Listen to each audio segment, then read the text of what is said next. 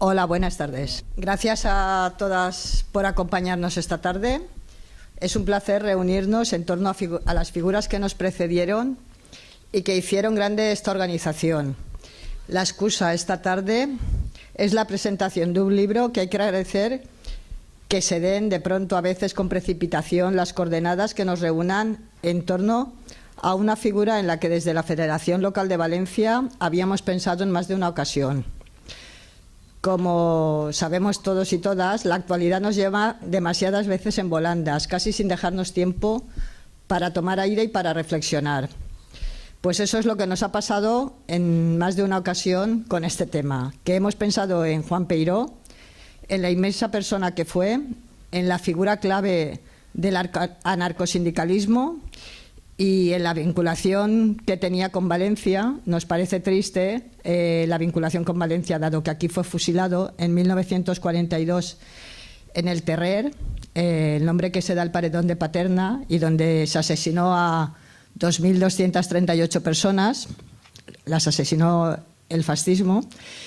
Aunque Juan Peiró tiene vinculación no solo porque estuvo aquí como ministro, sino porque era hijo de un alicantino nacido en Altea y de una castellonense nacida en Soneja, lo cual le arregla todavía más a esta tierra, y no solo es pensar y reivindicar la triste vinculación de haber sido fusilado aquí.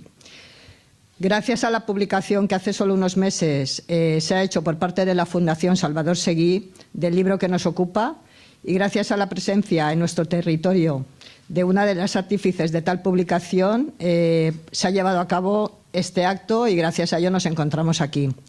Contamos hoy con Amapola Peiró, que es la nieta de Juan Peiró, pero también la hija de José Peiró. El primero, como ya hemos dicho, un inmenso testigo y artífice del desarrollo de la CNT, de la historia reciente de España, de la Guerra Civil, ministro del Gobierno de la República, pero ante todo trabajador, artífice de la Cooperativa Obrera de Cristalerías Mataró, sindicalista de acción y también teórico que nunca eludió expresar sus ideas y sus pensamientos. Y el segundo es José Peiró, el padre de Amapola, que fue testigo de la intensa vida de su padre, pero que también fue militante. José nació en 1917, asistió a la escuela racionalista dependiente de la cooperativa en la que trabajaba su padre, y desde los 14 años también trabajó en ella. Pero además fue militante de la CNT, participó en la Brigada Ascaso, estuvo en el Frente de Aragón, colaboró con su padre y vivió el exilio en Francia, donde luchó con la resistencia hasta su liberación. El libro es una biografía o algo más que una biografía. Y de ello nos hablará también Emili Cortavitarte, presidente de la Fundación Salvador Seguí. Emili es licenciado en Historia Moderna y Contemporánea, ha ejercido de profesor en la enseñanza secundaria y también ha sido secretario general de CGT de Cataluña. Bueno, yo os dejo un primer apunte con él para que nos cuente cómo se ha gestado esta edición, y con Amapola, que ha puesto todo su empeño en ello.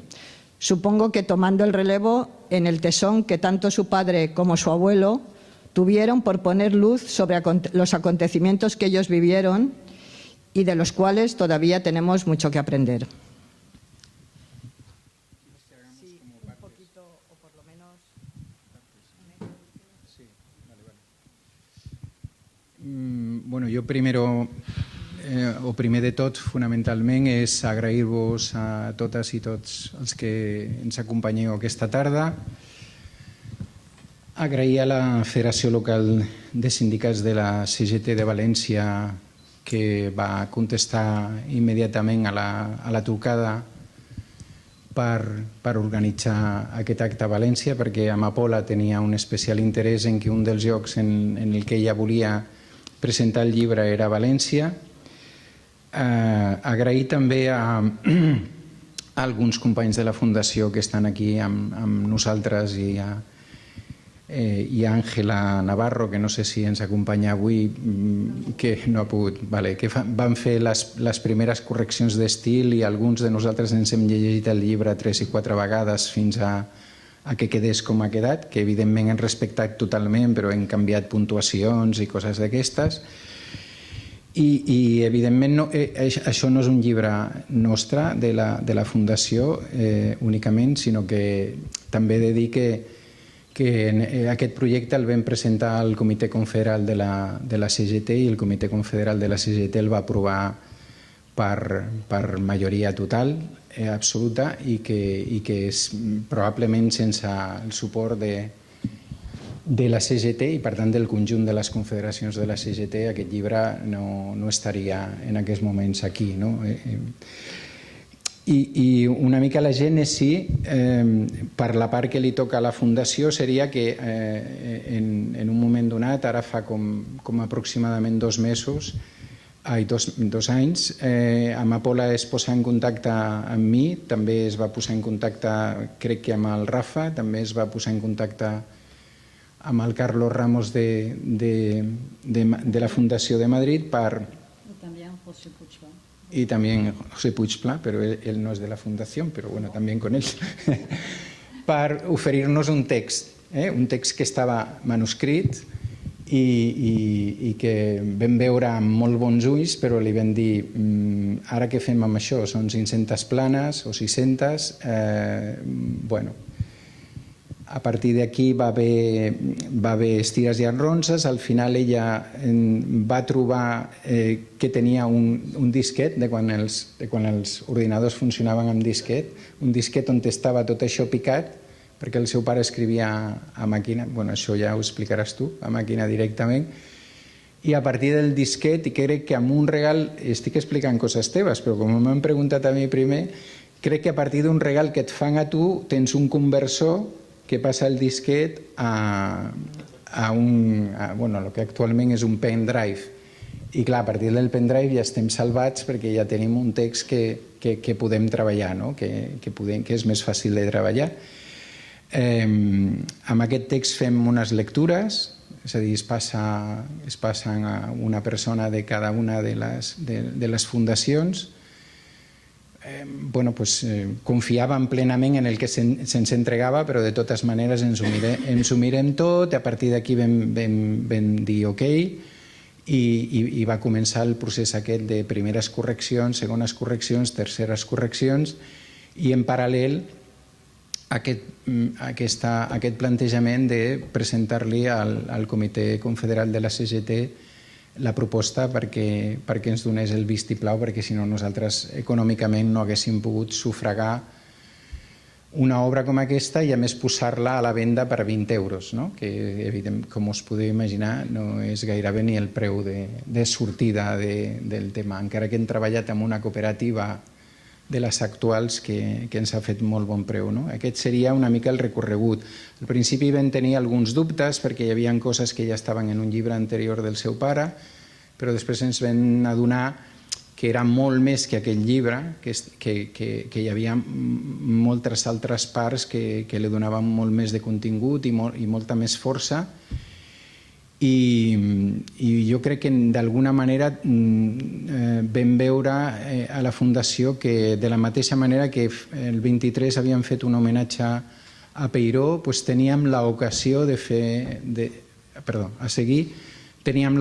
un homenatge a Peiró, que era una persona que per nosaltres tenia una gran consistència a nivell de l'anarcosindicalisme i que no havíem reproduït algunes coses d'ell, però no havíem fet una cosa d'aquestes dimensions.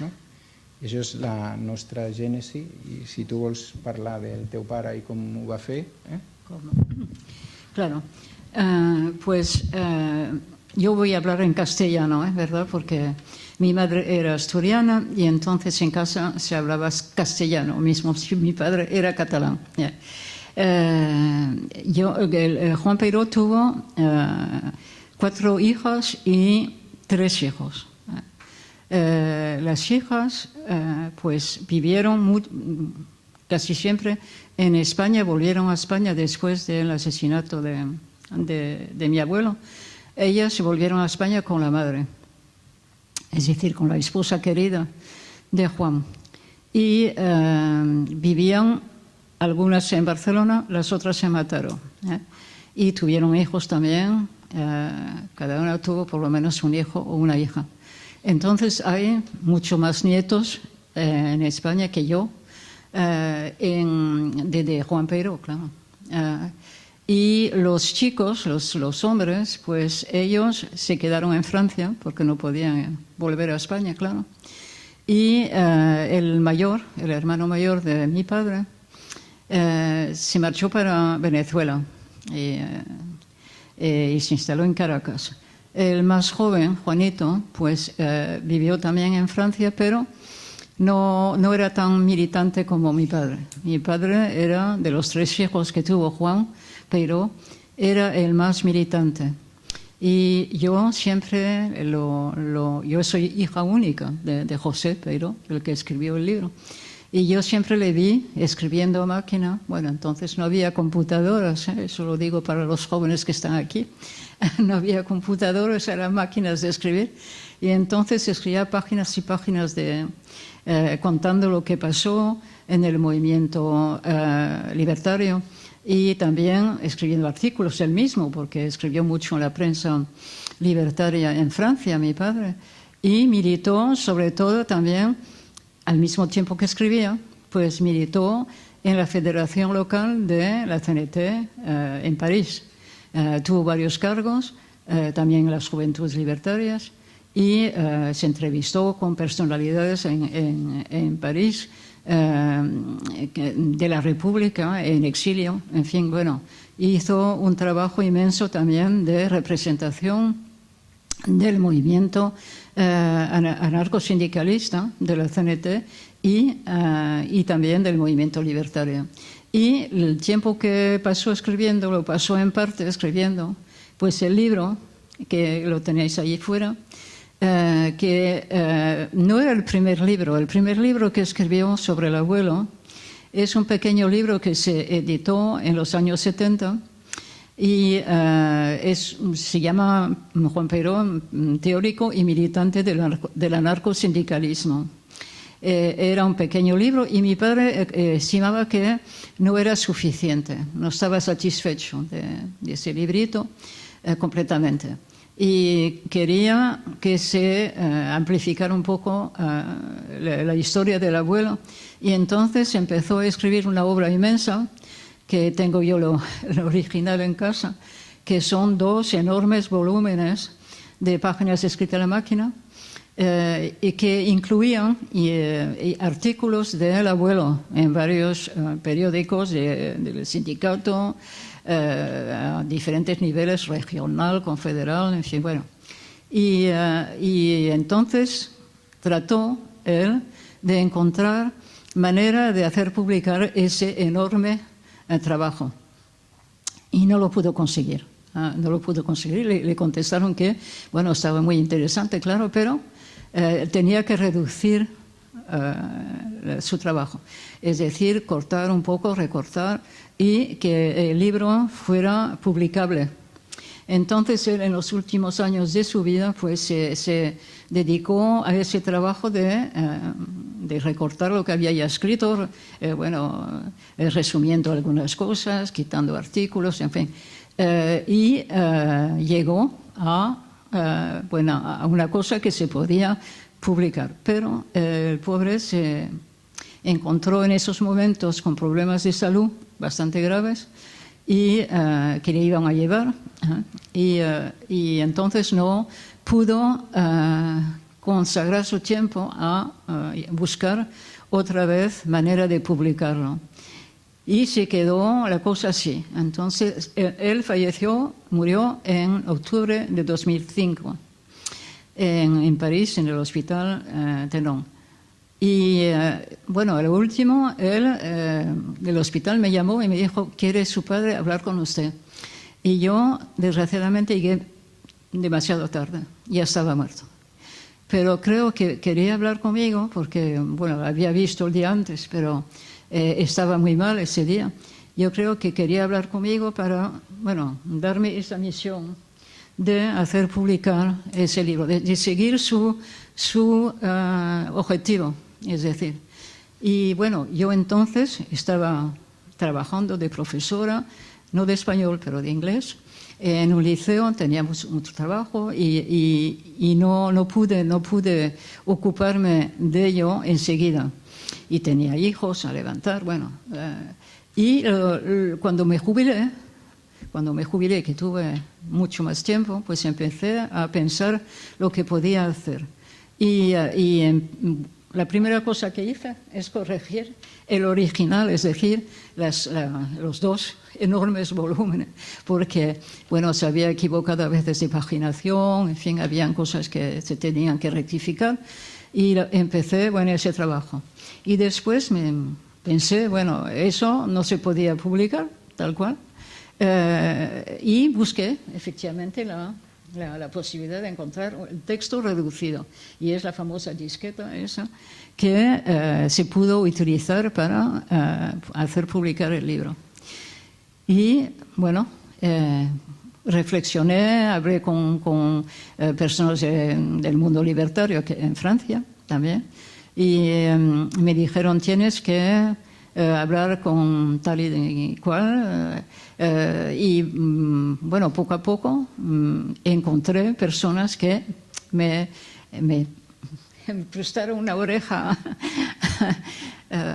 muy amable y entonces efectivamente, como dijo Emily, pues llegamos a hacer publicar el libro de mi padre.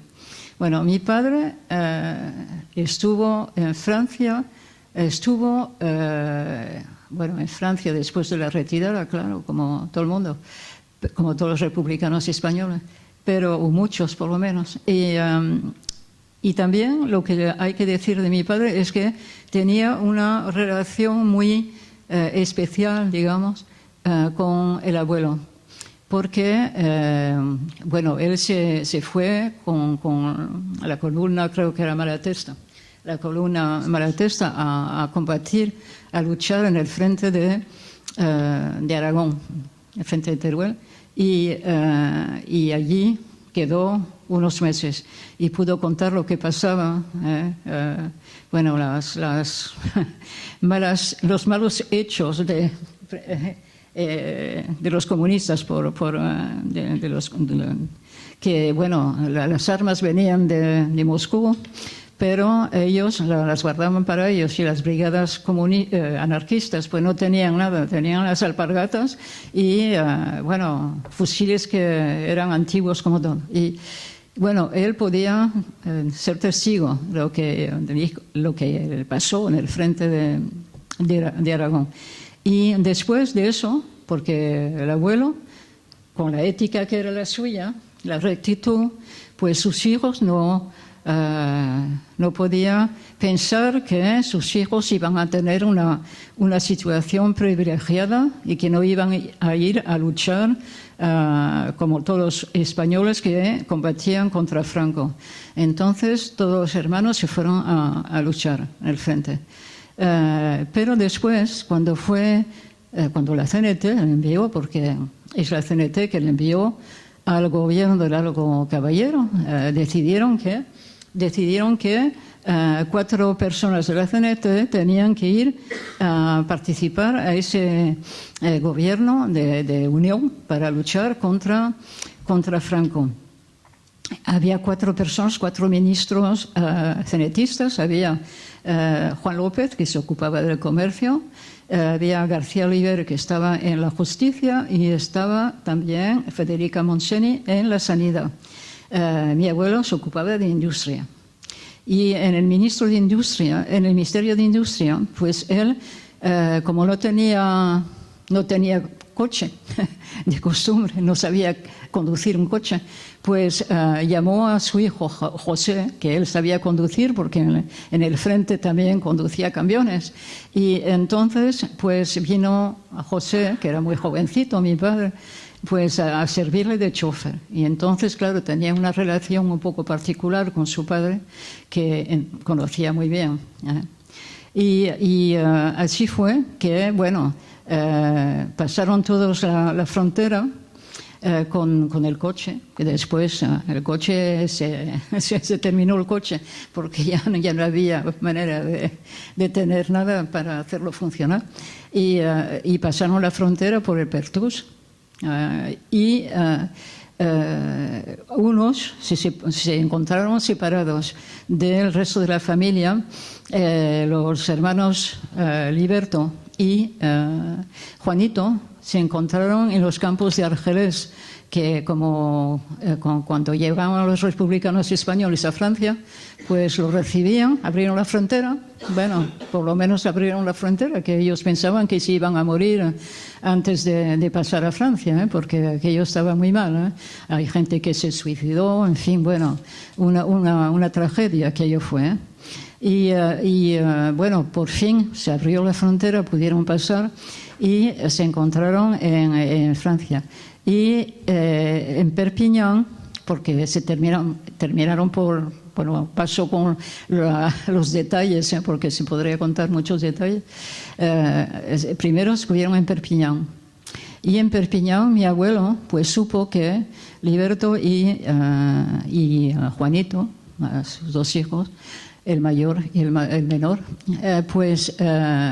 estaban en los campos y los hizo sacar del campo. Es decir, que él como ministro y también, sobre todo, como director técnico de la cooperativa Cristalerías de Mataró, pues tenía relaciones comerciales, bueno, y también relaciones de otro tipo, más político, cuando estuvo en el ministerio, con autoridades francesas. Y entonces hizo jugar esas relaciones y sacaron a los dos hermanos del campo. En el libro, como decía Emilia en la radio, Clara, esta tarde, es verdad que hay... Bueno, es un libro, claro, muy serio sobre lo que pasó en España, el movimiento sindical, anarcosindicalista. Al lado de eso, bueno, se lee, claro, con mucho interés, porque hay muchas informaciones, muchas cosas que se tienen que aprender sobre ese movimiento libertario, con todas las dificultades que tuvieron, y mismo la CNT. Pero eso es la parte seria, digamos, del libro. Pero también hay muchas anécdotas que bueno, hacen sonreír, si no reír. Y eso de los dos hermanos que sacaron de los campos, pues es una, porque no podían sacarlos directamente. Entonces dijeron que los iban a llevar a la comisaría de Perpiñán. Y en la comisaría, cuando los llevaron en coche a la comisaría, pues los policías que los acompañaban miraron para otro sitio. Y entonces se quedaron Liberto y Juanito, que no comprendían lo que pasaba, por qué estaban ahí. La policía no se ocupaba de ellos. Y por fin comprendieron cuando vieron a mi abuelo y a mi padre, José, haciendo signos del otro lado de la calle para decir, bueno, venir para aquí, que esto todo está arreglado. Y bueno, hay cosas que en el libro hacen sonreír, por lo menos, la parte también muy humana, digamos, del libro. Y bueno, entonces llegaron a Narbona, poco a poco, y se instalaron en Narbona un tiempo. Porque en Narbona también había un prefecto que tenía, relaciones más bien amicales con los republicanos españoles.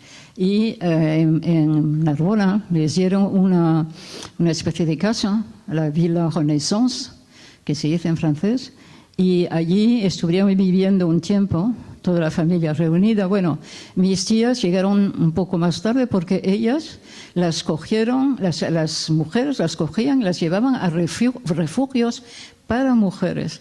Ellas un tiempo estuvieron en Roscanvel, en Bretaña francesa, Roscanvel, en un refugio para mujeres. Pero después todos estuvieron reunidos en Narbona. Y hasta que el punto que los hermanos por ejemplo, mi padre, que le gustaba mucho el fútbol, hizo parte del equipo de Narbona de fútbol en un tiempo, porque bueno, él le gustaba mucho eso, entre otras cosas. Y en Narbona, pues la tragedia fue que llamaron a mi abuelo para que se ocupara del JARE, de la Junta de Auxilio a los Refugiados Españoles, y el JARE, que sería el JARE, mismo si es la Junta, pues el JARE estaba en París. Y entonces tuvo que subir a París a ocuparse del JARE todo un tiempo, porque, bueno, como el mismo problema que cuando estuvo en el gobierno, es decir, que lo llamaron a ocuparse de eso.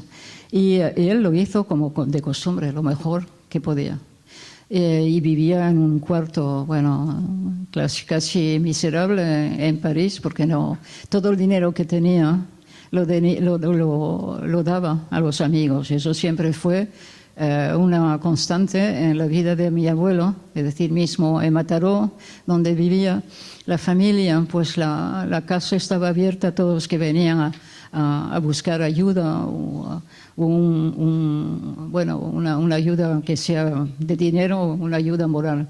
Entonces, pues estuvo en París y los amigos le decían: escucha, Juan, tú tienes que irte porque los alemanes están ahora aquí, descubren, pues te mandarán a España.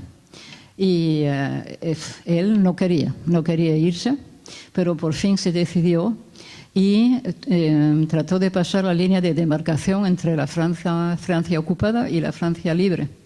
Y le ayudó un muy buen amigo de él, que fue su secretario en el Ministerio de Industria, que era Juan Manén. Juan Manén, que fue siempre un muy buen amigo de la familia, un militante de la CNT de Badalona, que llegó a ser durante la guerra alcalde de Badalona. Y Juan Manén tenía una red de auxilio a los que querían pasar la línea de demarcación. Entonces, pues mi abuelo, con la ayuda de Juan Manén, trató de pasar por Chablis, un sitio que se llama Chablis, en Francia. Pero, desgraciadamente, las maletas que pasaba también con él, la persona que pasaba las maletas, pues no pudo pasarlas como las otras maletas que tenía costumbre de pasar, porque eso fue la tragedia. Mi abuelo había olvidado de dejar las llaves de las maletas al que tenía que pasarlas. Y la patrulla, pues la patrulla de los gendarmes franceses, pues encontraron eso muy raro, que no hubiera llaves para abrir las maletas. Y las abrieron, claro, las forzaron. Y encontraron todos los papeles, los documentos del JARE. Y entonces para mi abuelo fue el calvario que empezaba, porque bueno, comprendieron que no era una persona cualquiera, que era alguien que tenía responsabilidades, y entonces lo detuvieron, empezaron a detenerlo en Blois, después en Alemania, en Trier, en Trèves, en francés, en español no sé cómo se dice, quedó casi un año en Trèves. Y bueno, después el cuñado de Franco, Suñer, pues pidió a los alemanes que le dieran mi abuelo. Y eso fue lo último. Es decir, que enseguida, cuando llegó a España, pues ya sabían quién era, claro. Y estuvo en la cárcel modelo de Madrid y lo maltrataron allí. Llegó a Valencia, a la cárcel, con dientes que le faltaban, por los tratamientos que le habían hecho sufrir. Y en Valencia, enseguida, cuando llegó a Valencia, él siempre dijo que de todas formas, y él ya sabía que estaban determinados a asesinarle por haber sido militante sindicalista, anarcosindicalista y también ministro de Industria, ministro del gobierno de Largo Caballero. Y mi padre, la última vez que lo vio fue cuando estaba en Blois, en la primera cárcel donde lo detuvieron, que él todavía pensaba que, bueno, que no se tenía que preocuparse de la situación, que iba todo bien, que se darían cuenta que, bueno. Y, bueno, mi padre enseguida comprendió que iba a ser aquello terrible. Y es la última vez que le vio. Después, cuando ya fue lo último, pues lo mataron, bueno, después de un proceso, un juicio completamente artificial. Es decir, que los testigos de defensa, los que vinieron a hablar en su favor, pues ni los escucharon. Bueno, había el director de la policía, el director del tribunal, eran personas que eran, bueno, franquistas acérrimas, y el defensor del abuelo pues hizo todo lo que pudo, porque cuando conoció al abuelo pues se quedó, como digo, enamorado de la personalidad de mi abuelo.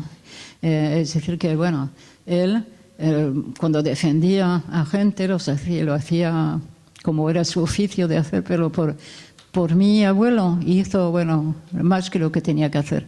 Y bueno, mi abuelo estaba agradecido, pero ya le decía, ¿sabe usted que lo que hace? Bueno, yo, claro, estoy muy contento de lo que hace, pero sabrá usted que no valdrá para nada, porque me quieren fusilar y me fusilarán. Y entonces, bueno, llegó el último momento y el homenaje que hicimos esta mañana, digamos, en donde estuvo el campo de tiro de Paterna. Fuimos allí esta mañana a llevar unas flores, pusimos una especie de ladrillo allí de homenaje para el abuelo y bueno, yo me quedé en estos momentos muy emocionada porque, bueno, se habló tanto en la familia de aquel momento que fue, bueno, para todos y sobre todo para su compañera Mercedes, que, bueno, ella poco tiempo quedó en vida después de la muerte de su Juan. Y en Mataró, cuando murió ella, pues se organizó, claro, un entierro y, bueno, vino una cantidad de gente.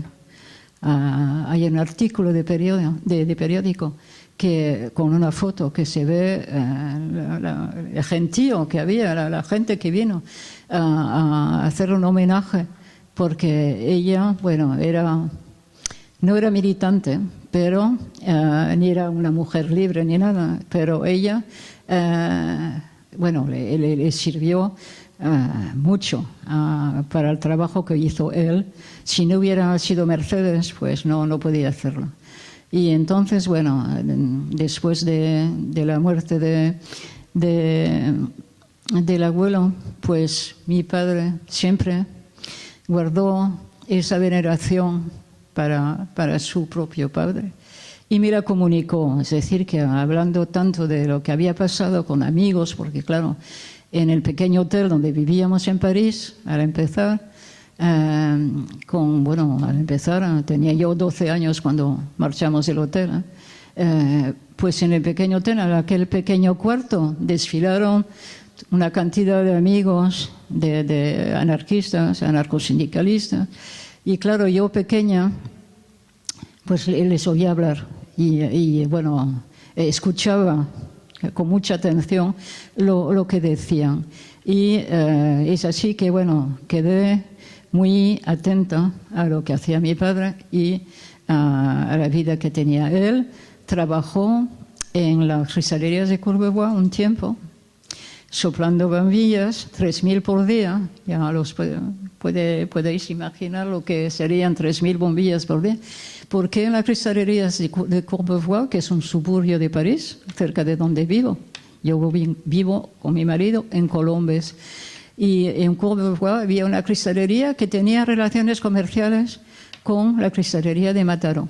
Y entonces, cuando llegaron los hermanos Peiró a pedir trabajo allí, pues enseguida, pero enseguida aquello no era una cooperativa. Entonces el salario, pues lo mínimo posible y a trabajar, bueno, 3.000 bombillas a soplar por día. Y bueno, él tuvo diferentes oficios muy duros. Y, por ejemplo, él, después de soplar bombillas en las cristalerías de Courbevoie, pues también trabajó engrasando ascensores por la mañana con un amigo, un compañero, también republicano español, y por la tarde planchaba chaquetas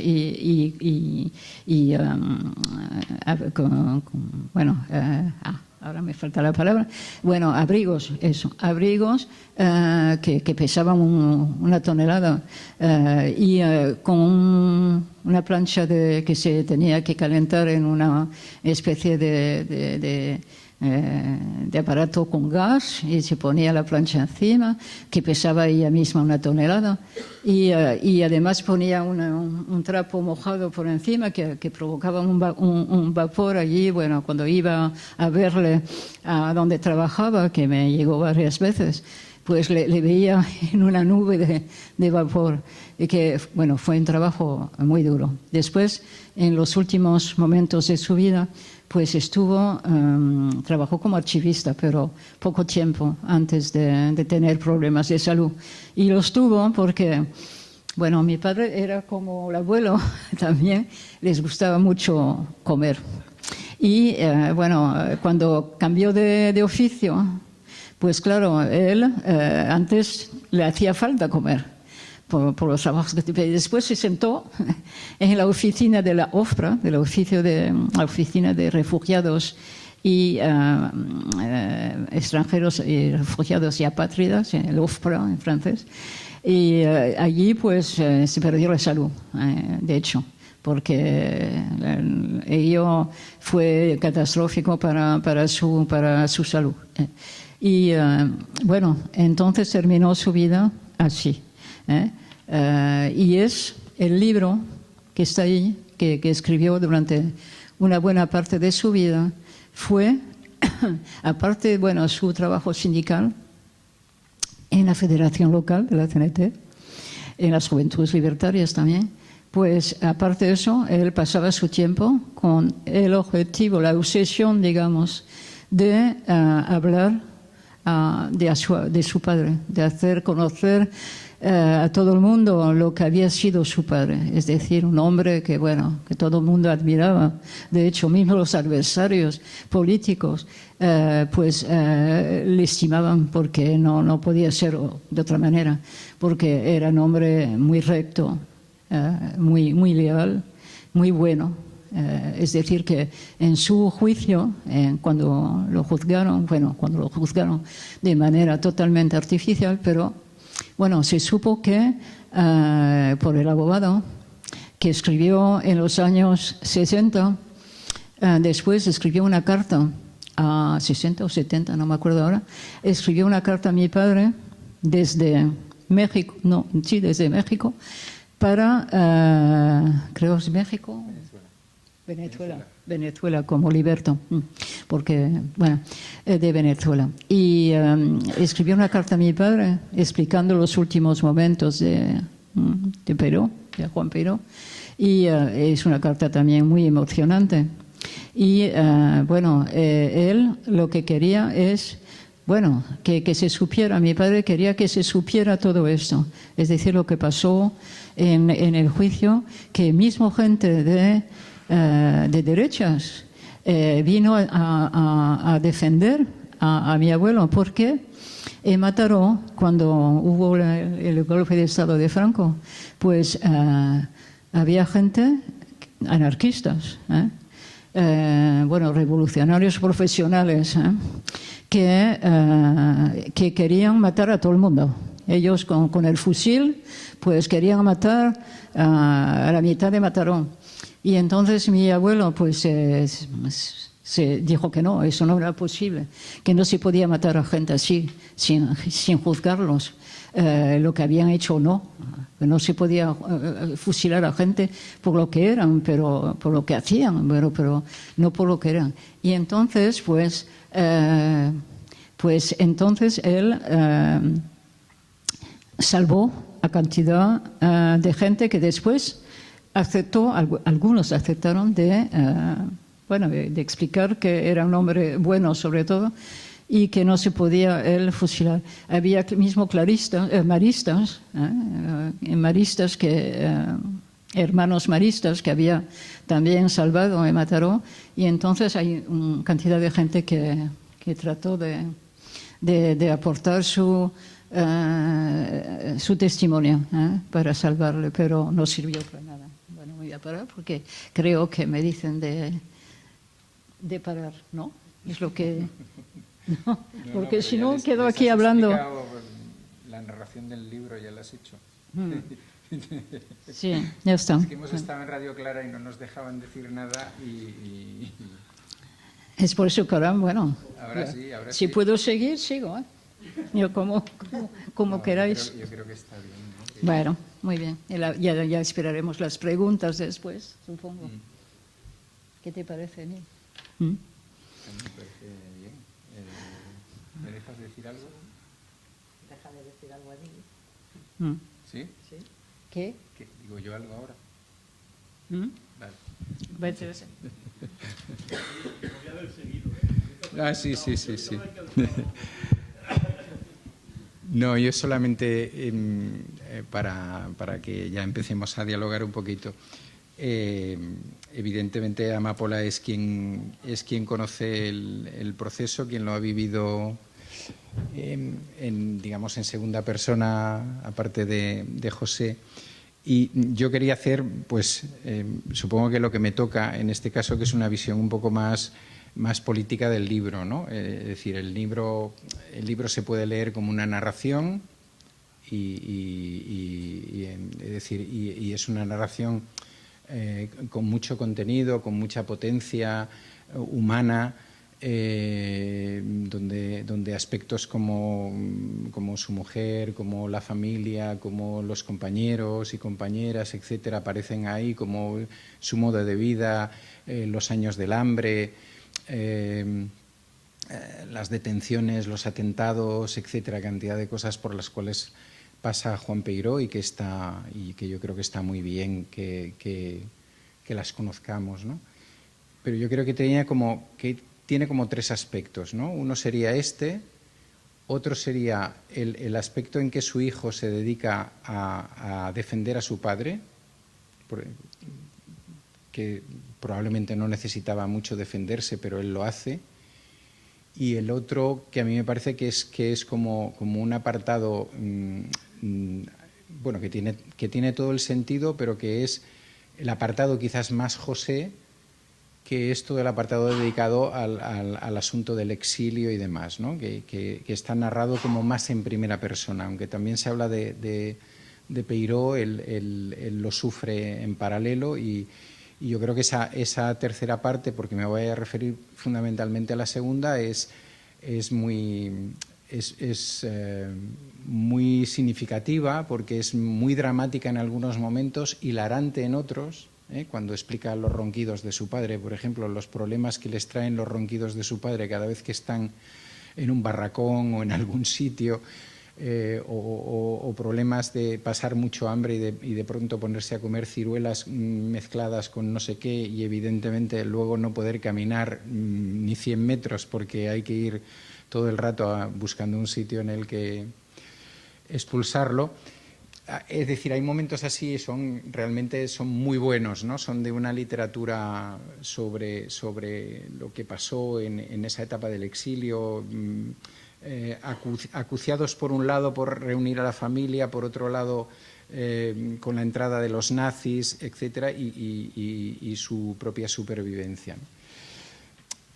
Yo me voy, si me permitís 10 minutos, yo me voy a centrar un poquito más en esa defensa que él hace de su padre, ¿no? Yo creo que el subtítulo de Una vida ejemplar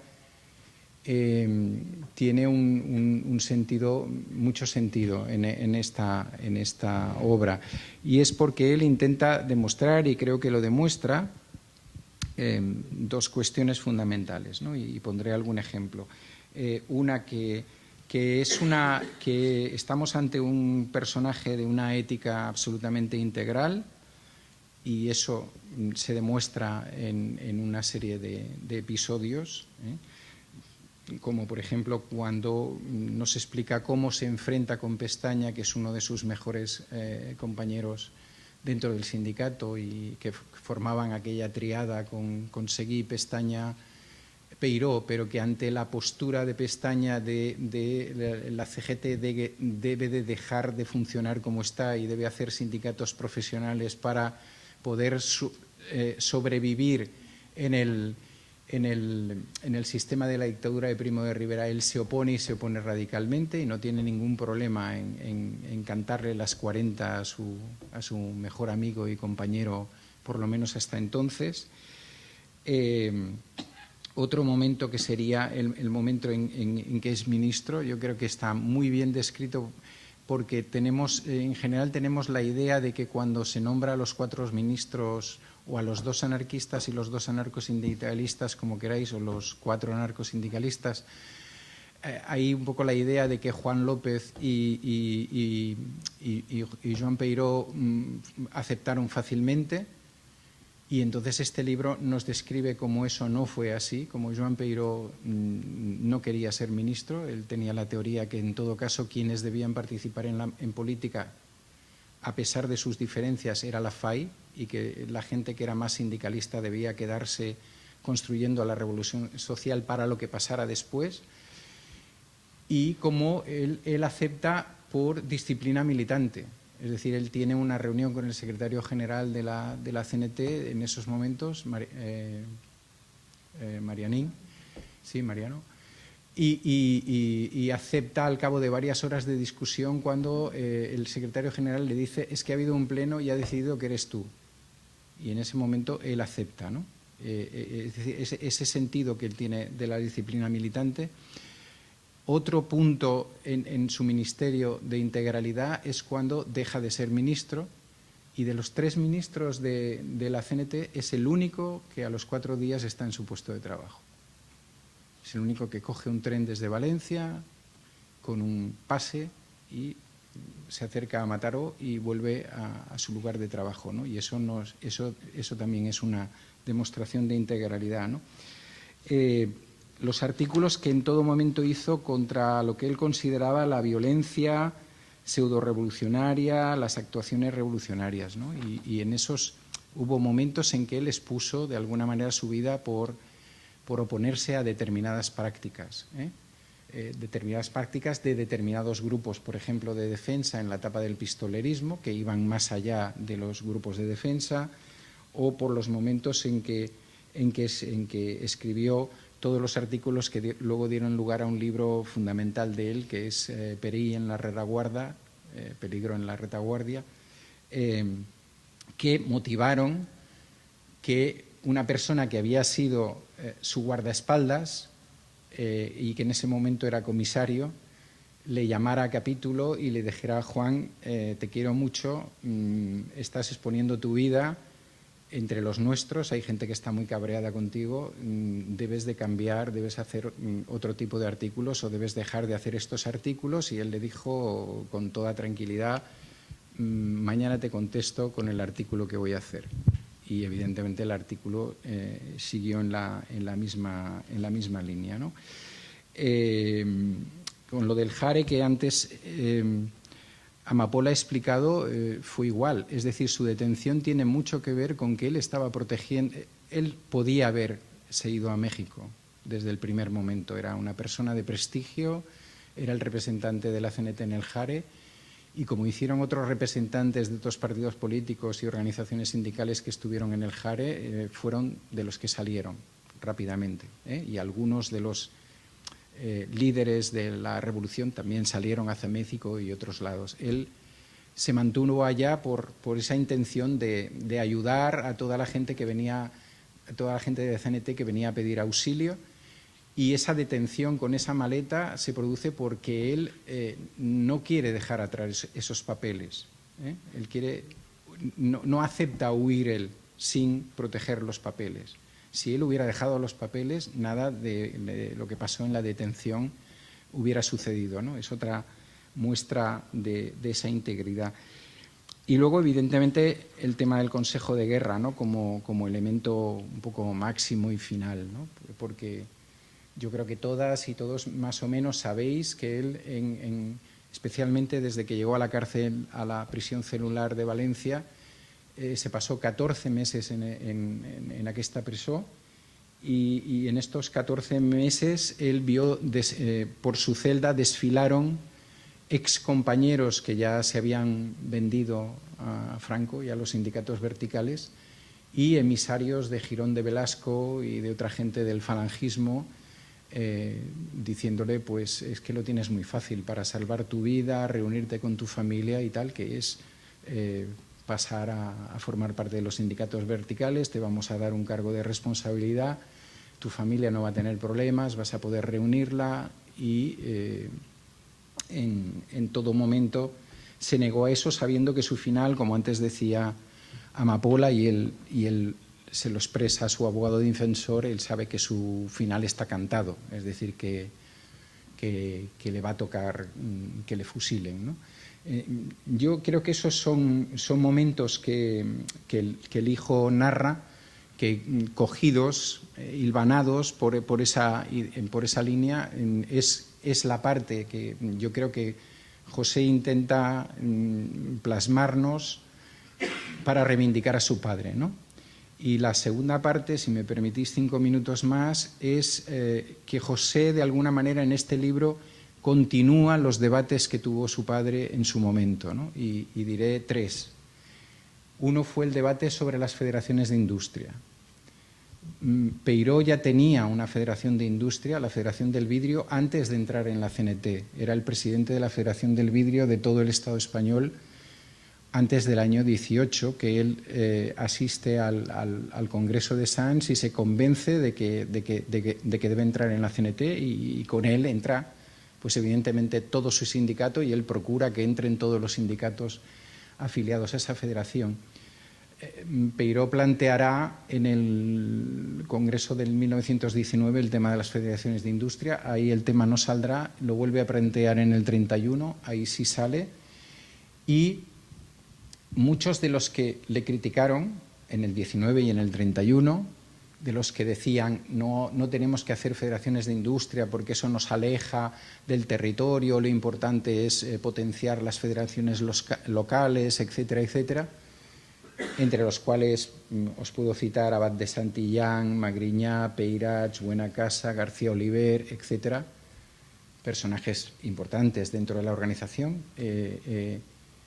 Lo bueno es que ese debate que se quedó en ese momento, su hijo lo sigue, ¿no? Lo sigue, y ¿cómo lo sigue? Pues lo sigue primero explicándonos cómo esa propuesta que hace Peiró cuaja en el momento de la revolución social. No se hubiera podido hacer la revolución social, sobre todo en el campo de la industria, de no haber estado organizados las federaciones de industria de la CNT, tratar de pensar ahora en que todo fueran federaciones, o sea, sindicatos locales sin conexión entre ellos. Eso no hubiera podido ser, no hubiera podido haber una industria de guerra, por ejemplo, no se hubiera podido hacer buena parte de las colectividades que se hicieron, pero incluso va más allá, y él escarba en las memorias, pues, de Abad de Santillán o de otra gente que reconocen, evidentemente, no dicen Peiró tenía razón, porque eso sería ya demasiado, pero dicen sí que en ese momento lo que era necesario eran las federaciones de industria, ¿no?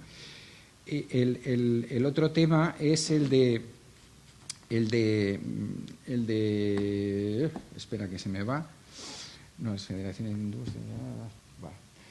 El tema del manifiesto de los 30, ¿no?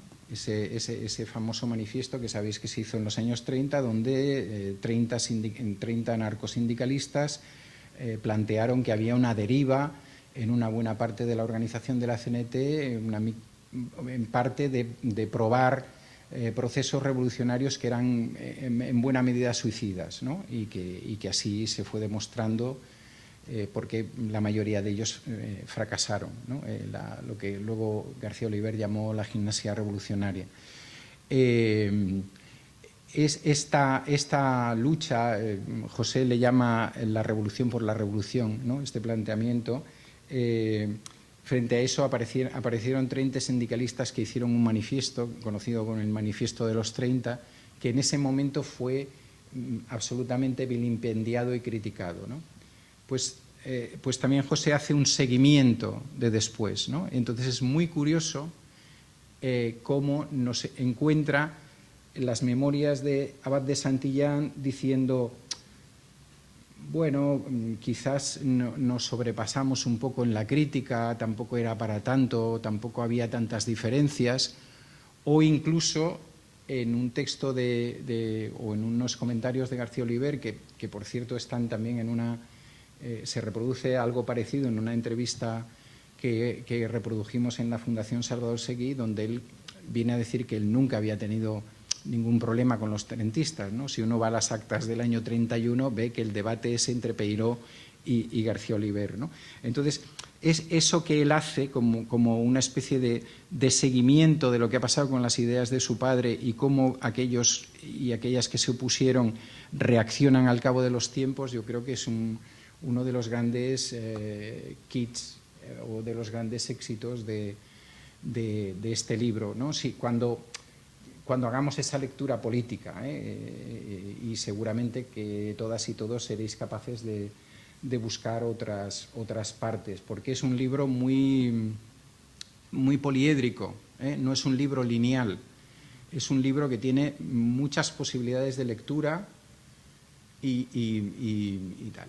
Y la última, y ya acabo con esto, es para mí sumamente interesante los 2 capítulos que le dedica a la caída de la República de los Trabajadores, es decir, a ese momento en el que la Segunda República decidió que debían ser 4 ministros de la UGT y 4 ministros de la CNT los que tomaran en esos momentos las riendas del gobierno, ¿no? La caída de eso, no solamente a partir de lo que le explicó su padre o de lo que escribió su padre, sino que también él fondea en las memorias de Largo Caballero y las memorias de otra gente.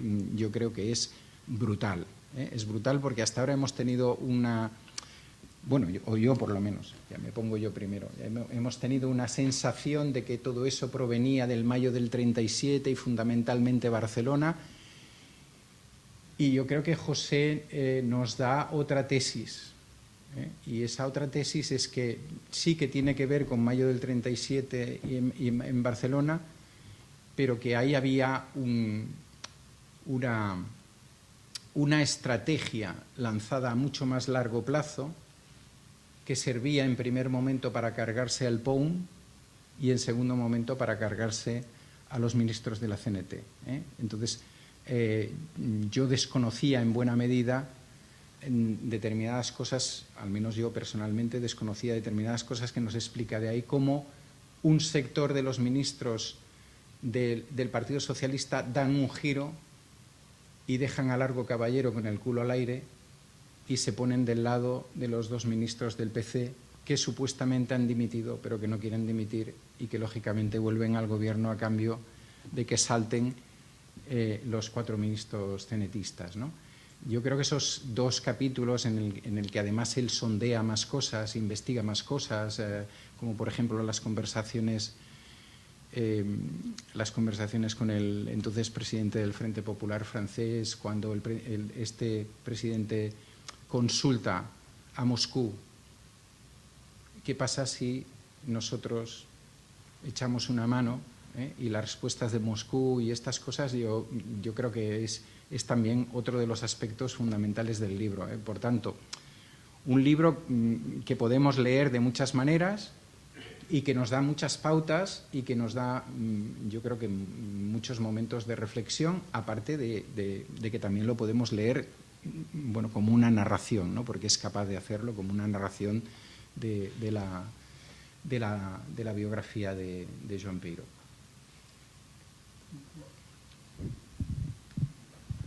Pues que nos pregunten o lo que sea. No, que hablen ellos, ¿no? Sí, ya claro, hemos hablado preguntas. mucho, ¿no?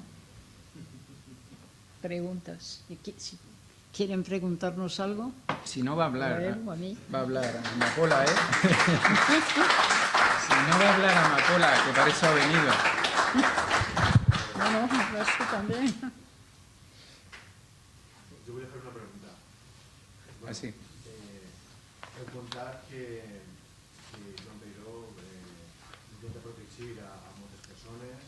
Soy un poco sordo, entonces tienes que hablar un poco más alto.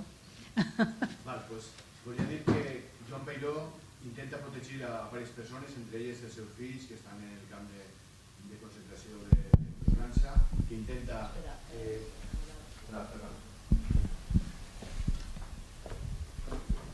Intenta proteger, ¿lo entiendes? Sí. ¿Entiendes lo que está diciendo? Intenta proteger, ¿sí? No sé, ¿qué es la pregunta? No, no. Amapola, t'ho dic en castellà perquè m'ho entengués millor? Vols? Sí, yo entiendo el catalán también, pero Sí? mejor Vale, en castellano. Val, perfecte. Em referia que Joan Peiró és una persona que té molt clar el que significa la vida, que lluita perquè els seus fills puguen eixir dels camps de concentració de França, per els seus contactes, que després també vol que moltes persones que poden ser d'alguna manera sumaríssimes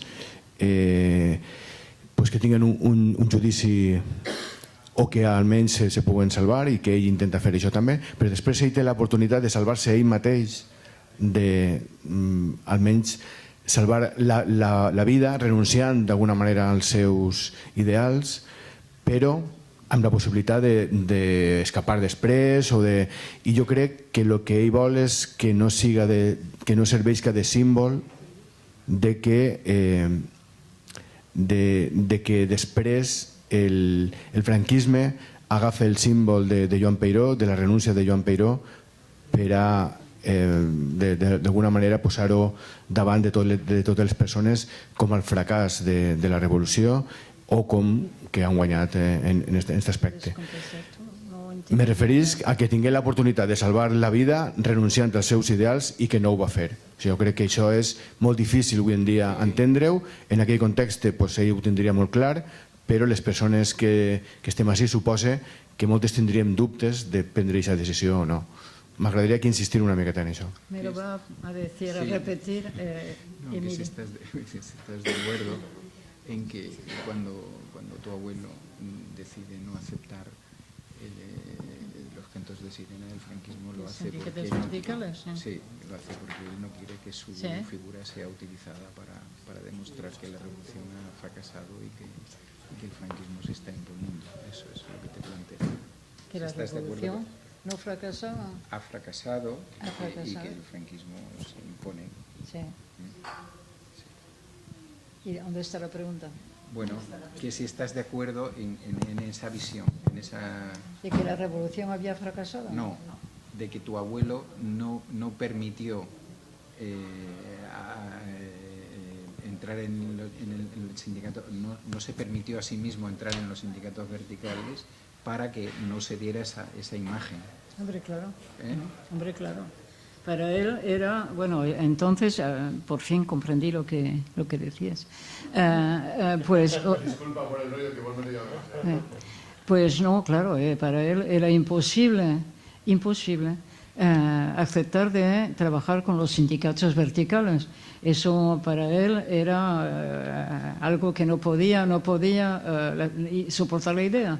Y entonces él, claro, ya sabía que significaba su muerte, pero es igual.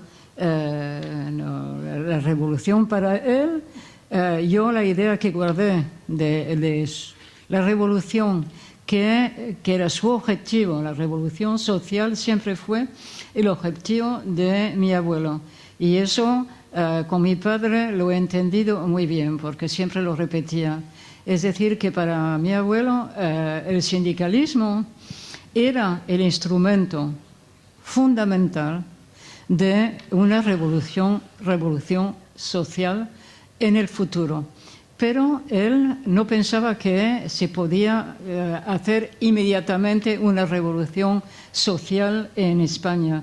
El mundo obrero, los obreros no estaban todavía bastante preparados para esa revolución social de la cual soñaba, porque él siempre tuvo en la mente dos cosas muy importantes: formación y emancipación. Es decir, que él pensaba que si los obreros no estaban formados, conscientes de lo que hacían y que no podían comprender lo que estaba pasando a nivel económico, industrial y en la organización de la sociedad, si no estaban capaces de comprender eso y de situarse en el contexto, pues no se podía hacer la revolución social. La revolución social de la cual soñaba era una revolución social de obreros conscientes que sabían dónde iban y podían manejar los conceptos de economía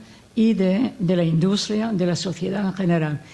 Eso para él fue fundamental. La revolución para él era eso. Es por eso que nunca creyó que se podía hacer la revolución social en un pueblo nada más, es decir, hacer un ensayo de comunismo libertario, por ejemplo. Él no creía en eso. Él sabía que iban al fracaso, y es lo que pasó en la mayoría de los casos, y fueron al fracaso. Y él lo que quería era poco a poco, a través del sindicato, del sindicalismo, pues ir formando a los obreros, los obreros que trabajaban en las diferentes industrias y en los diferentes ramos, y ir organizando poco a poco, a través del sindicalismo, de las federaciones de industria precisamente, pues la sociedad, la contrasociedad, si se puede decir, es decir, poco a poco yendo cogiendo poder en la sociedad en la cual vivían. Es eso la idea que tenía. Y yo, personalmente, es la idea que guardé en mi mente y que traté también de conseguir en la militancia que fue la mía, en Francia. Es decir, que yo escogí un sindicato que para mí era muy cercano, a pesar de lo que se dice en Francia, muy cercano de las ideas del abuelo. Es decir, que un sindicalismo completamente independiente del mundo político, porque él pensaba que el sindicato podía ocuparse de todo lo que tenía a ver con la vida del obrero. Es decir, no había necesidad de partidos políticos. El sindicato era el instrumento fundamental para ocuparse del porvenir del obrero, la mejoría de la clase obrera.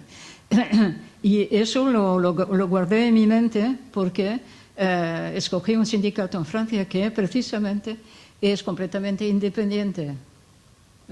Aparte un periodo que bueno, fue un error, completamente independiente de los partidos políticos, mismo de izquierda, y un sindicato que siempre inspiró iniciativas como hablamos allí en Madrid ayer de LIP, de los relojes LIP, que eran gente de la CFDT, para nombrar el sindicato, y que cuando se cerró la empresa de LIP decidieron de seguir trabajando, produciendo relojes y tratando de venderlos. Y bueno, hubo un movimiento de ayuda a esa iniciativa de los LIP que fue, en los años 70 fue excepcional. Y es un ejemplo que para mi abuelo, hubiera sido dichoso de ver cómo los LIP hacían las cosas para sacar al obrero de la situación donde estaba. Entonces, en Besançon, pues que la ciudad era Besançon. Y bueno, yo siempre consideré que tenía una razón grandísima, porque el sindicalismo sigue aún hoy, y eso es una idea que se puede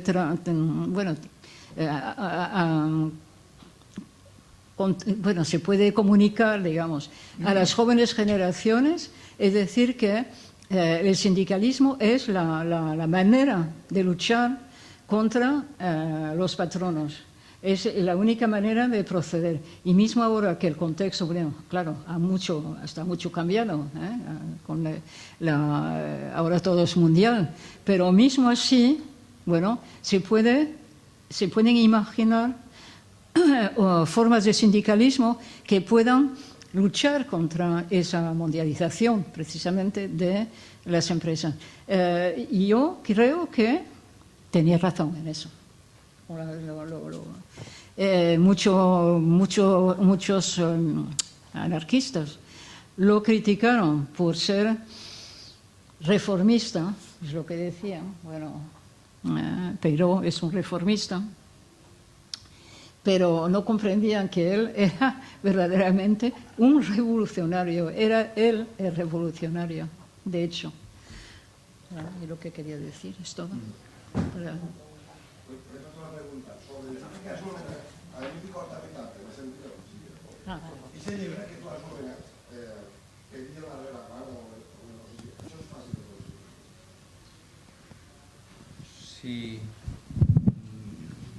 Sí, jo crec que en determinades biblioteques ho tens senzill i jo ara no ho puc assegurar, però jo diria que segurament que si cliques un d'aquests buscadors tradicionals és probable que el trobis en PDF.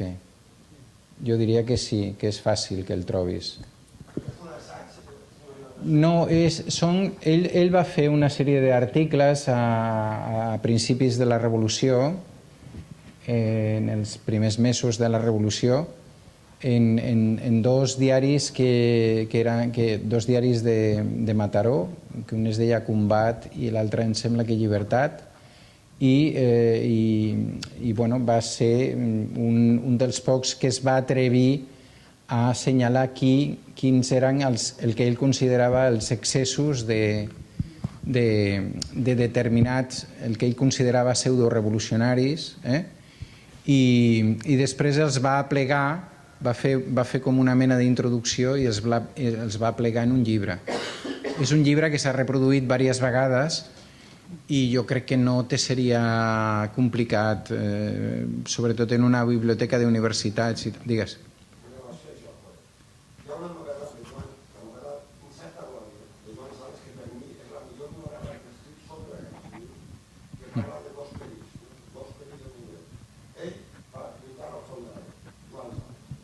davant l'independentistes i darrere els comunistes progressiats. I no sé si pot ser en aquesta línia. Peiró parla d'això més tard. O sigui, en aquell moment no s'està encara en aquesta situació. També ho trobaràs en el llibre.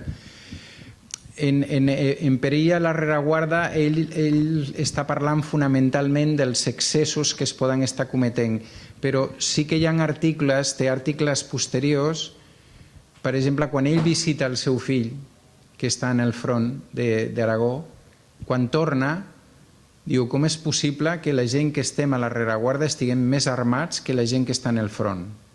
Com és possible que els diferents sindicats i partits polítics d'esquerra tinguem més armes en els nostres locals que la que té la gent que està a punt de perdre la vida lluitant contra l'enemic feixista. Ell és molt dur amb aquestes coses i molt contundent. I fins i tot quan treu... Us llegiré una cosa perquè és molt clara. Quan treu el Perill a la rereguarda i alguna gent li diu Bueno, el pròleg, us llegeixo una part del pròleg que fa a Perí a la rereguarda. Él dice, bueno, aquí lo tengo traducido al castellano porque José lo traduce al castellano en tal. Dice, quise empezar una campaña contra el que aún ahora deshonra la revolución. Estaba dispuesto a decir a gritos lo que sé y entiendo que había que decirse. Por poco que los que saben más cosas que yo las dijeran públicamente. O sea, él pretendía que otra gente saliera a explicar lo que también sabía, o lo que conocía. Eso que antes hemos hablado, llegaban las armas de la Unión Soviética y solamente pasaban a determinadas divisiones, no pasaban a otras, no había dinero para determinadas cosas, pero sí para otras, etc. Ahora que nadie crea que me he callado por miedo, he callado del asco que me ha hecho el silencio de los otros.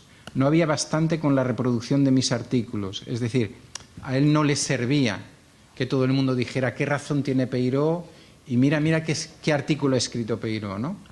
Dice, hace falta que esos artículos fueran superados por los que muchas veces con injusticia sistemática se han complacido sin dar la cara y el pecho de los malos hechos de los pseudo-revolucionarios. Es decir, él hace como dos críticas, ¿no? Es decir, la crítica hacia esos primeros momentos en que hay alguna gente que con un arma en la mano hace cosas que no debería hacer, que no son las que tiene que hacer para la revolución. Una cosa es la defensa de la revolución y otra cosa es la venganza sistemática o la venganza contra alguien porque has tenido algún problema con él en otro momento. No hablo un problema obrero patrón, hablo de otras cosas que se produjeron. Y luego hay un segundo periodo, a partir ya del 37 más o menos, cuando se ve claro todo el giro que digamos que la Unión Soviética le da al proceso, en que él hace una crítica bastante más visceral a eso que tú dices, o sea, bastante más dura, más contundente a lo que tú dices. Y yo por eso también he dicho que aparte de temas como el que tú planteas, yo creo que esos dos artículos que él dedica que José dedica con cosas de su padre, pero no únicamente de su padre, a cómo se produce la caída de ese gobierno, son sumamente significativos de lo que se estaba haciendo. Se estaba haciendo en el campo de batalla y se estaba haciendo a nivel político. Es decir, primero, digamos, una parte de los socialistas y la CNT pierden la votación sobre si hay que ilegalizar al POUM o no desde el gobierno. A continuación, no contentos con eso, los comunistas dicen entonces los de la CNT no pueden seguir aquí porque han votado en contra. El presidente también había votado en contra, pero ellos plantean. Y entonces, cuando Largo Caballero mira a su alrededor, se encuentra que una buena parte de los socialistas estaban votando lo mismo que los del PC. Los de PC hacen un amago como que se van y hay una crisis de gobierno y inmediatamente vuelven cuando la crisis de gobierno es de la otra parte, ¿no? Yo creo que todo eso José lo trabaja muy bien, a partir de cosas de su padre, pero evidentemente a partir de investigaciones que él ha hecho posteriormente. Y bueno, ahí hay más cosas sobre lo que le pasó a Indalecio Prieto, etcétera, por participar en todo ese mogollón. Ai. Hola. Bueno, jo sí que puc parlar en català, però no sé, estem ja en un sí. embolic. No, esta es para Amapola, la pregunta. Vale, venga, Son un par de preguntas que me he quedado con las ganas de saber en qué sindicato estuviste militando, no sé si es SUD o es otro, por curiosidad. Y bueno, y otra pregunta que te quería hacer, cuando eras tú pequeña, si recuerdas conversaciones, si tu padre te hablaba de algo sobre la guerra en España, la revolución, las colectivizaciones, ¿te habló de eso cuando tú eras pequeña? Son esas dos preguntas. Bueno, si he comprendido la pregunta, ¿y si me hablaba de todo eso cuando era pequeña? Sí, a ti. No, a ti. Él no me hablaba a mí directamente de todo eso, Pero, como dije antes, vivíamos en un pequeño hotel donde vivían muchos republicanos españoles y en casa desfilaron, en el pequeño cuarto donde vivíamos, desfilaron una cantidad de amigos de mi padre y, bueno, gente que conocía. Y entonces yo, pequeña, pues no me hablaba directamente, ¿no? Pero oía todo, claro, y me interesaba en lo que se decía. Y entonces, poco a poco fui comprendiendo, claro, un poco mayor, de qué se trataba. Y siempre me interesó lo que hacía mi padre. Y al empezar, yo milité en los medios anarquistas. Yo fui, cuando tenía 18 años, pues empecé militando en la Federación Anarquista Francesa. Bueno, es lo que pensaba que podía entonces hacer, era estudiante, y entonces, bueno, me metí en la Federación Anarquista y me dieron como trabajo la correspondencia entre la Federación Anarquista Francesa y los grupos anarquistas americanos. Como era estudiante en inglés, pues claro, era fácil de pensarlo que podía escribir cartas a los grupos anarquistas americanos. Y entonces hice eso un par de años. Y después, cuando empecé a trabajar de profesora, pues efectivamente me sindiqué en la CFDT porque yo pensé que era el sindicato el menos corporatista que existía en los medios de la enseñanza.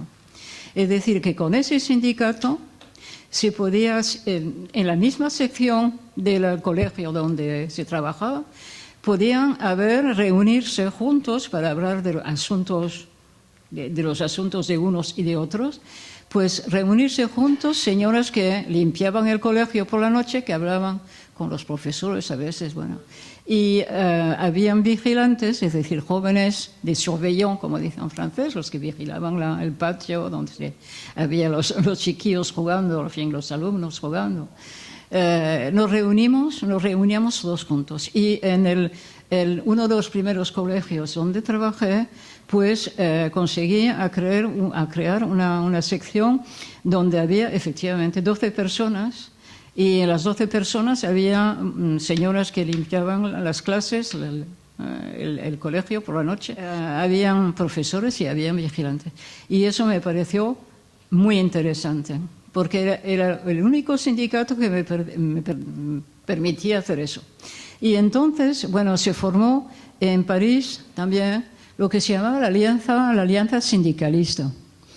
Y la Alianza Sindicalista había sido creada por el hijo de un militante de la Revolución Proletariana, como se dice en francés, Revolución Proletariana, un cierto Toublet. El hijo se llamaba Jacques Toublet. Estaba en el sindicato del libro, y el sindicato del libro entonces en Francia era obligatoriamente la CGT.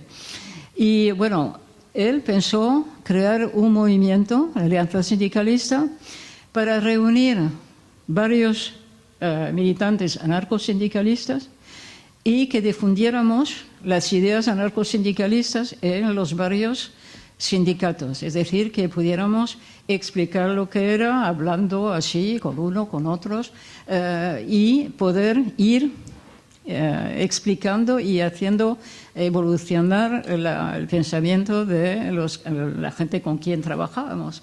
Entonces, la Alianza de Sindicalistas fue una experiencia muy interesante porque estábamos todos en diferentes sindicatos y pudimos empezar ese trabajo. Bueno, después ya, algunos años después, ya nos separamos todos por razones diferentes y no continuó la cosa.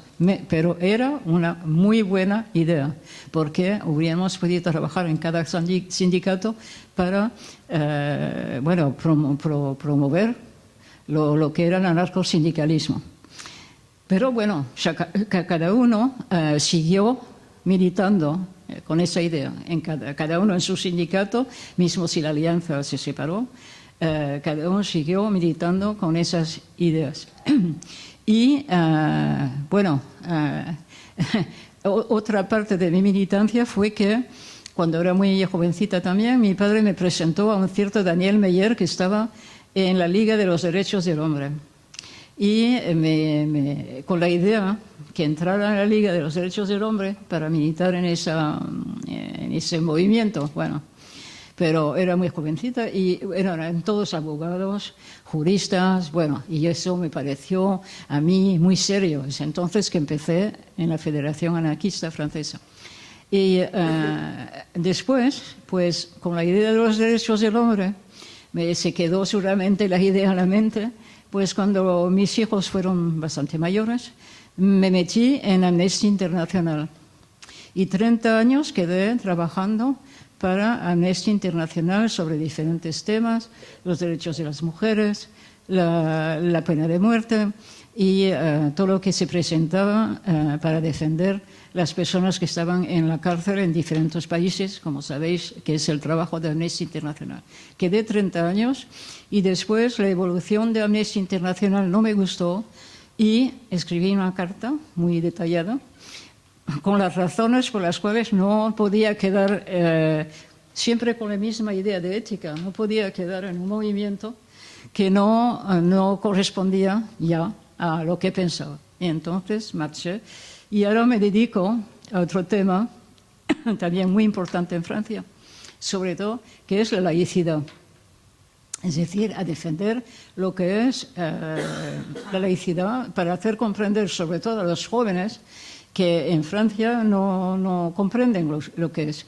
Y mismo los mayores, porque estuve en un foro de asociaciones y vino una mujer y nos dijo, estábamos allí presentando el trabajo de nuestra asociación, no se va, y dijo que mujer, pero la laicidad es la interdicción, la negación de toda religión.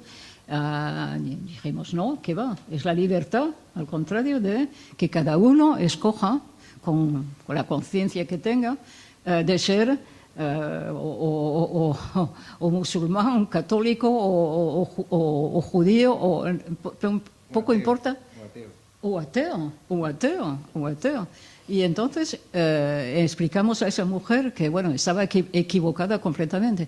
Y desgraciadamente en Francia, ahora, pues hay mucha gente que está equivocada sobre eso. Y es una lucha que es urgente, porque en las escuelas los jóvenes tampoco comprenden eso. Y una mayoría de alumnos de cultura, de religión musulmana, pues no lo comprenden del todo.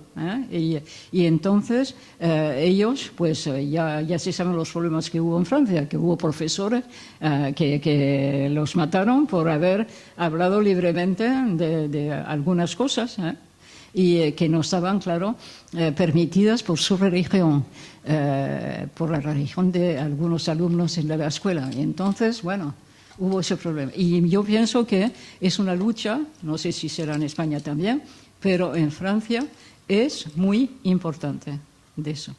Bueno, eso es lo que me empeño en hacer ahora.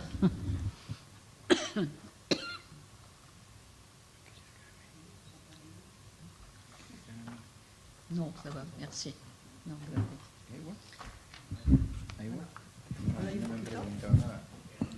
Bueno, yo, que soy la menos experta de esta mesa, por el corazón o por lo que han estudiado, yo no lo he acabado del todo, pero he de decir que os animo también, aunque no seáis... es un libro muy ameno, y a mí lo que me maravilla, y quiero poner en relieve de los sindicalistas como Joan Peiró, es que Joan Peiró quiso aprender a leer, y eso fue a los 22 años. Las vueltas que nos daba personas como él, que a los 22 años empezó a leer y que lee sus escritos, y desde una sencillez, pero una coherencia, una dignidad, una ética que ya quisiéramos, ¿no? Y que tanto nos enseñan. Y además muy bien escrito, o sea, que para nada puedes llegar a imaginar que empezase a los 22 años a empezar a desear, a decir, me voy a coger un papel y un lápiz y voy a empezar a hacer garabatos. Entonces es incomprensible que esté tan bien escrito, pero al mismo tiempo tan fácil de leer, porque yo creo que sabía a quién iba dirigido y porque siempre se sintió trabajador. Y yo también apelo a la ética que tenían. ¿Cómo iba él a dejar, si fue capaz de enfrentarse a los propios de su bando, con los que les discutía su idea del anarcosindicalismo, cómo se iba a dejar tentar por los fascistas y no morir con dignidad? Yo creo que lo lleva, no sé, yo de lo que he leído no me lo podría imaginar, porque creo que era mucha la dignidad que tenía. Y luego también me maravilla, ¿no?, que ahora no podemos con todo lo que podemos, porque él es que cuando no estaba en el sindicalismo es que estaba trabajando, es que trabajaban mucho. O como ha contado Amapola de su padre, de todo lo que han trabajado, y luego su padre estaba trabajando desde los 14 años, aunque fue a la escuela racionalista que estaba en la misma cooperativa. El capítulo de la cooperativa, más allá de todos los capítulos más interesantes para la política, yo creo que la cooperativa y todo lo que consiguieron en la cooperativa es que era de verdad el anarcosindicalismo de a pie, y por lo que luego le decían reformista, porque a lo mejor no es que no tuviera ideales ni utopías, es que tenía los pies en tierra. Entonces yo creo que todavía nos queda, bueno, mucho que aprender y muchas enseñanzas, y yo animo a leer porque también es un repaso con todo el contenido que tiene. Yo creo que es muy, no fácil, sino que es muy ameno y muy al alcance, ¿no? Y mucho que aprender, y mucho de la dignidad y de la capacidad que tuvo de enfrentarse con los propios y de decir siempre la suya desde la razón. Me llama también mucho la atención lo que decías del frente, por ejemplo, lo que critica que estén mandando a criaturas al frente. Estoy pensando en la famosa, la lleva del biberó. Pues como eso me imagino que habría muchos que él lo critica o que critica que los estén enviando y que no haya armas. Y yo creo que eso ya era para un punto muy fuerte de enfrentarse no a los propios. Entonces, si fue capaz de hacer eso y de mantener sus ideales y de escribirlos y de mantenerse fiel a ellos, pues para mí, vamos, no cabía capítulo de que se hubiera dejado comprar por el sindicato vertical. Yo creo que no cabe lugar a duda, y me asombra también mucho todo el relevo con su hijo, toda la capacidad que han tenido de mantener eso, aparte de que su hijo evidentemente vivió también la guerra y militó, pero cómo ha llegado hasta el compromiso de Amapola. Yo creo que eso es algo que caracteriza a la gente de muchos principios, el hacer el relevo y el transmitirlos casi sin nada más que con el ejemplo. Y bueno, yo desde la parte más humana. Que tenemos que, si ya no, pues Amapola acaba. Que acabamos, porque ya es la hora. Pero... Fon, tú no querías decir nada. No, ya he dicho antes. Pues danos el cierre, ¿no? Cierro. Sí. Bueno, pues sí, lo que decía el compañero es que efectivamente él a los 20 años pues se dio cuenta que, bueno, era una vejación para él. No podía entender lo que estaba en los papeles del sindicato, es decir, que repartían papeletas en el sindicato y él se encontraba que no podía leer. Entonces se dijo, bueno, eso no puede seguir, porque ya era una época en que ya se había empezado a interesarse a todas las injusticias. Bueno, lo descubriréis en el libro.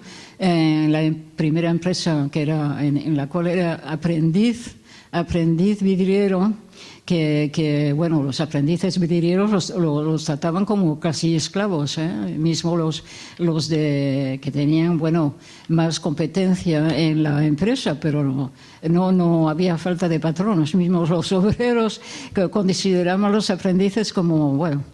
Y entonces en la empresa donde empezó a trabajar pues hubo una injusticia, enseguida se opuso a esa injusticia y joven como era pues empezó a hablar en una asamblea y bueno, tuvo un inmenso suceso porque todo el mundo comprendió que era ya joven, era muy buen orador. Y entonces, bueno, empezó así la cosa. Y como no podía comprender lo que estaba escrito en las papeletas del sindicato, pues dijo a Mercedes: escucha, Mercedes, vete al mercado y me compras papel y un lápiz. Y la Mercedes, su mujer, le dijo: bueno, ¿para qué, Juan? Pero tú no sabes ni leer ni escribir. Dice: pues mira, con un vecino que me va a ayudar voy a aprender. Y enseguida aprendió, y a poco tiempo ya escribía artículos en la prensa sindical. Eso, bueno, para él, precisamente por eso, pensaba que la formación del obrero era algo fundamental. Es decir, que se tenía que aprender el mínimo de cosas a los obreros y ir formándolos poco a poco para que manejaran las cosas mejor mismo que los patronos. Y otra cosa que quería decir es que, bueno, hay en el libro, ya los descubriréis, muchas anécdotas y humanas, digamos. Él no estaba destinado del todo a ser sindicalista, y menos todavía a morir por el sindicalismo.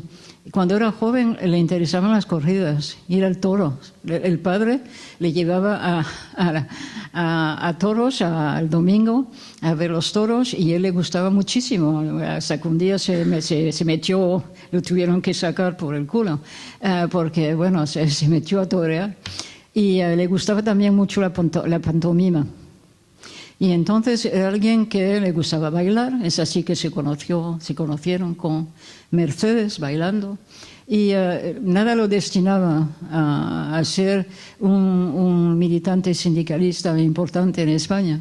Era un hombre que le gustaba la vida. Era un hombre, de verdad, un hombre completo, digamos. Le gustaba la vida, le gustaba comer, le gustaba estar con los amigos, hacer giras con ellos, salir a la montaña, en fin, bueno, era un hombre completo. Y algo, bueno, que es de risas, la parte menos seria del libro, cuando tuvo que soportar los policías que le seguían de la cooperativa hasta casa, y de la casa a la cooperativa, que no le dejaba un minuto, pues él decía: bueno, tendremos que soportar eso, le decía Mercedes, pero lo que pasó es que una cosa que hace mucho reír en el libro, pues él roncaba mucho. Era conocido, mi abuelo, por roncar, pero roncar como terrible. Y hasta que, un punto que estaban escondidos creo que era en Barcelona, los 3 militantes sindicales, y los otros 2 dijeron: bueno, Juan, no podemos seguir contigo aquí, tendremos que encontrar otro piso, otro cuarto, porque no podemos seguir, no podemos dormir, con todos. Y entonces, cuando los policías le dejaban en la casa, pues escuchaban, y cuando empezaba a roncar, pues sabían que podían volverse para casa. Pero con eso pudo seguir militando, porque con las casas de Mataró hay un patio y hay un muro que comunica con la casa de al lado. Y entonces él, pues el que roncaba después, pero no era de verdad, era su hijo mayor, Liberto. Y bueno, seguía roncando, y él en ese tiempo pues iba a reunirse con los amigos en Mataró, en lo que hacía falta. En fin, hay cosas así que cuenta mi padre que, bueno, muestran el aspecto humano del hombre que era. Y es muy importante. Eso, cuando se lee, pues mira, leer el libro. Así.